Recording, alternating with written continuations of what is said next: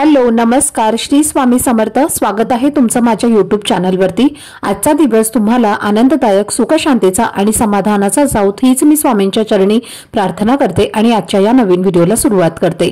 पण त्या अगोदर तुम्ही माझ्या चॅनलवरती जर नवीन असाल तर चॅनलला पण लगेच सबस्क्राइब करा आणि कमेंटमध्ये श्री स्वामी समर्थ लिहायला अजिबात विसरू नका। आज आपण पितृपक्षाबद्दल पाहणार आहोत। तर यंदा पितृपक्ष 7 सप्टेंबर पासून सुरू झालेला आहे आणि या काळात आपल्या पूर्वजांचं स्मरण केलं जातं। असं मानलं जातं की या काळात आपले पितर आपल्याला आशीर्वाद देण्यासाठी पृथ्वीवर येतात आणि त्यांचे आशीर्वाद कायम आपल्यावरती राहावे यासाठी श्राद्ध, तर्पण आणि दान धर्म केलं जातं। पितृपक्षात एक खूप महत्त्वाची वस्तू मानली जाते ते म्हणजे काळे तीळ। श्राद्ध कर्म आणि तर्पण करताना काळ्या तिळांचा वापर फार महत्त्वाचा असतो।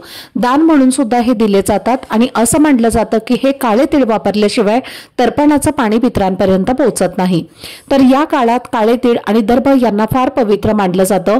जर योग्य पद्धतीने आणि श्रद्धेने हे केलं तर पितर आपल्यावरती प्रसन्न होतात आणि आपल्यावर त्यांची कृपा राहते। तर आजच्या व्हिडिओमध्ये तुम्हाला मी एक खास उपाय सांगणार आहे। पितृपक्षात फक्त एकदाच का होईना काळे तीळ एका ठराविक ठिकाणी अर्पण करा, त्यामुळे तुमच्या कामात तुम्हाला यश मिळेल आणि पितृदोष कमी होण्यास मदत होईल। तर हा उपाय कसा करायचा आहे, कोणत्या दिवशी करायचा आहे याबद्दलची सविस्तर माहिती जाणून घेण्यासाठी व्हिडिओ हा स्किप न करता शेवटपर्यंत नक्की पहा, जेणेकरून तुमच्यापर्यंत योग्य ती माहिती पोहोचेल। आणि तुम्ही माझ्या चॅनलवरती जर नवीन असाल तर चॅनलला पण लगेच सबस्क्राइब करा आणि बेल आयकॉनला पण प्रेस करा, म्हणजे मी जेव्हा कधीही नवीन व्हिडिओज अपलोड करेन त्याचं नोटिफिकेशन सर्वात आधी तुम्हाला मिळेल आणि तुमचा एकही व्हिडिओ हा मिस होणार नाही। तर पहा, पितृपक्षाच्या या 15 दिवसांच्या काळात आपल्या पूर्वजांचा आत्मा पितृलोकातून पृथ्वीवरती येत असतो असं मानलं जातं। या काळात त्यांना तृप्त करण्यासाठी श्राद्ध, तर्पण आणि पिंडदान केलं जातं, त्यामुळे ते समाधानी होतात आणि आपल्या कुटुंबाला सुख, शांती, समृद्धी आणि आशीर्वाद देतात। पण जर पूर्वजांची सेवा योग्य पद्धतीने केली जात नसेल तर त्यांचा असंतोष आपल्या जीवनावर परिणाम करू शकतो। त्यातून आर्थिक अडचणी, मानसिक ताणतणाव, सतत आजारपण, कर्जबाजारीपणा, घरात वादविवाद, कामांमध्ये अडथळे, विवाहामध्ये अडचणी आणि संतान प्राप्तीची अडचण अशा अनेक समस्या निर्माण होतात।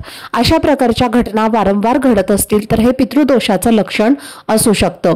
म्हणूनच पितृपक्षात आपल्या पूर्वजांची सेवा करणं याला खूप महत्त्व आहे। श्राद्ध तिथीला त्यांच्या नावाने श्राद्ध करावं, रोज एक दिवा लावावा आणि काळे तीळ अर्पण करावेत। काळे तीळ हे शुद्धतेचे आणि रक्षणाचे प्रतीक मानले जातात। विवाह, जन्म आणि मृत्यू या तिन्ही प्रसंगामध्ये यांचा उपयोग केला जातो। धार्मिक ग्रंथानुसार काळे तीळ हे पितरांचे अन्न मानलं जातं आणि म्हणूनच श्राद्ध आणि तर्पणामध्ये यांचा समावेश केला जातो। काळ्या तिळांचा संबंध शनिदेवाशी सुद्धा जोडला जातो, त्यामुळे ते आध्यात्मिक दृष्टिकोनातून महत्त्वाचे मानले जातात। हा उपाय तुम्ही पितृपक्षाच्या प्रत्येक दिवशी करू शकता। जर दररोज तुम्हाला करणं शक्य नसेल तर निदान श्राद्धाच्या तिथीला तरी काळे तीळ अर्पण अवश्य करा, त्यामुळे पूर्वज प्रसन्न होतील, पितृदोष दूर होईल आणि तुमचं आयुष्य अधिक सुखी आणि समृद्धी होईल। तर हा उपाय घरातील कर्त्या पुरुषांनी करावा, म्हणजे जे घर चालवतात किंवा जबाबदारी घेतात त्यांनी हे लक्षात ठेवायचं आहे की हा उपाय फक्त त्यांनाच करायचा आहे ज्यांचे आई वडील या जगात नाहीत। जर तुमचे आई वडील हयात असतील तर त्यांनीच हा उपाय करावा। जर तुमचे आई वडील दोघंही हयात नसतील आणि तुम्ही भावंड असाल तर प्रत्येक भावाने स्वतः उपाय करायला हवा। जर केवळ एकच भाऊ हा उपाय करतो तर त्याचा फायदा फक्त त्याच्या कुटुंबालाच होतो, दुसऱ्या भावाला मात्र त्याचा काहीही लाभ मिळत नाही। म्हणून प्रत्येक स्वतः आपल्या पूर्वजांच्या स्मरणार्थ हा उपाय केला पाहिजे। पुराणांमध्ये याचा उल्लेख आहे। 12 पुराणांच्या 13व्या अध्यायात असं सांगितलं आहे की जर एखाद्या व्यक्तीकडनं ब्राह्मण किंवा गरीबाला भोजन देणं शक्य नसेल तरी तो जर आपल्या पूर्वजांचे स्मरण करत एक मूठ काळे तीळ दान करेल तर पितर समाधानी होतील आणि पितृपक्षात हा उपाय केल्याने पितरांना मोक्ष सुद्धा मिळू शकतो असं मानलं जातं। हा उपाय अगदी सोपा आहे। दररोज सकाळी उठल्यानंतर आंघोळ करून स्वच्छ झाल्यावर एक कलश घ्या, तो तांब्याचा किंवा पितळेचा किंवा स्टीलचा तुम्ही घेऊ शकता। त्यामध्ये पाणी घ्या आणि त्यामध्ये एक चमचाभर काळे तीळ टाका आणि त्यानंतर घराच्या बाहेर जा। तुम्ही जर फ्लॅटमध्ये राहत असाल तर बाल्कनीमध्ये जा किंवा घराचं अंगण असेल तर तिथे जा आणि बाहेर गेल्यानंतर तुम्हाला दक्षिण दिशेला तोंड करून उभं राहायचं आहे, कारण पितरांची दिशा ही दक्षिण दिशा मानली जाते। आता तुम्ही जसं सूर्याला अर्घ्य देता तसंच त्या पाण्याने आणि काळ्या तिळांनी भरलेल्या कलशाचं अर्घ्य पितरांना द्यायचं आहे। मनामध्ये श्रद्धा ठेवून त्यांचं स्मरण करा आणि अर्घ्य अर्पण करा। ज्यांना पितृपक्षात ब्राह्मण किंवा गरिबांना जेवण देणं शक्य नाही त्यांनी काळ्या तिळांचा हा उपाय केला तरी पितर हे तृप्त होतात आणि आपल्या कुटुंबावर आशीर्वादांची बरसात करतात। म्हणून हा उपाय घरातल्या कर्त्या पुरुषाने जरूर करावा। जेव्हा आई वडील या जगात जातात तेव्हा त्यांच्या श्राद्धासाठी आणि पिंडदानासाठी घरातल्या मोठ्या मुलाला म्हणजेच कर्त्या व्यक्तीलाच अधिकार असतो, पण नंतर जेव्हा भावांची घरं वेगळी होतात तेव्हा पितृदोषाचा परिणाम दोन्ही कुटुंबावर होतो, कारण पूर्वज हे दोघांचेही असतात। म्हणूनच त्यांच्यासाठी केले जाणारे श्राद्ध किंवा उपाय दोन्ही घरी व्हायला हवेत। जर केवळ मोठा भाऊच हे सगळं करत असेल आणि दुसरा काहीच करत नसेल तर त्या दुसऱ्या भावाच्या घराला पितृदोष लागतो आणि त्यामुळे अनेक अडचणी, अडथळे आणि संकट येत राहतात।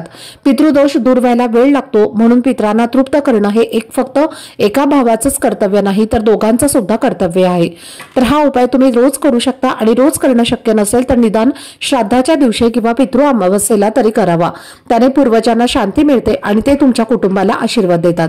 या व्यतिरिक्त जर तुमच्या घराजवळ किंवा परिसरात पिंपळाचं झाड उगवलेलं असेल तर तिथे सुद्धा एक सोपा उपाय तुम्हाला करायचा आहे। एक कलश तुम्हाला पाण्याने भरून घ्यायचा आहे आणि त्यात एक चिमूटभर काळे तीळ टाकायचे आहेत आणि तो कलश घेऊन पिंपळाच्या झाडाजवळ जायचा आहे। सोबत मोहरीच्या तेलाचा दिवा घ्या आणि पिंपळाच्या झाडाजवळ गेल्यानंतर आधी त्या झाडाला पाण्याचा अर्घ्य द्या। हे करताना ओम पितृदेवाय नमः असा जप करा। असं मानलं जातं की पिंपळाच्या झाडात भगवान विष्णूंच्या सोबत पितरांचाही वास असतो, म्हणजेच पृथ्वीवर आलेले पितर पिंपळाच्या झाडामध्ये वास करतात आणि म्हणून तिथे अर्घ्य अर्पण करून दिवा लावून त्यांना आपण तृप्त करू शकतो। तर हे सगळं करताना मनात श्रद्धा असणं सगळ्यात महत्त्वाचं आहे। श्रद्धेने केलेल्या छोट्या छोट्या उपायांनी सुद्धा आपले पूर्वज प्रसन्न होतात आणि तुमचं आयुष्य अधिक सुखमय होतं। पितृपक्ष नुकताच सुरू झाला आहे, अजून वेळ गेलेली नाही। जर तुम्ही हा व्हिडिओ आता पाहत असाल तर तुमच्या मनात उपाय करण्याची इच्छा असेल तर तुम्ही नक्की सुरुवात करा। हा उपाय अगदी सहज आहे आणि तुम्ही एकदाच केला तरी सुद्धा चालेल आणि जर शक्य असेल तर पितृपक्षात दररोज तुम्ही हा उपाय करू शकता। तुमच्याकडे पिंपळाचं झाड असेल तर तिथे सुद्धा तुम्ही उपाय करू शकता। श्रद्धेने केला तर नक्कीच पूर्वज हे आपल्यावरती तृप्त होतील आणि तुमच्यावर आशीर्वादाची छाया राहील। तर आजचा व्हिडिओ तुम्हाला आवडला असेल, माहितीपूर्ण वाटला असेल तर व्हिडिओला लाईक, शेअर आणि चॅनलला सबस्क्राइब नक्की करा। भेटूयात पुढच्या व्हिडिओमध्ये, तोपर्यंत सर्वांना श्री स्वामी समर्थ।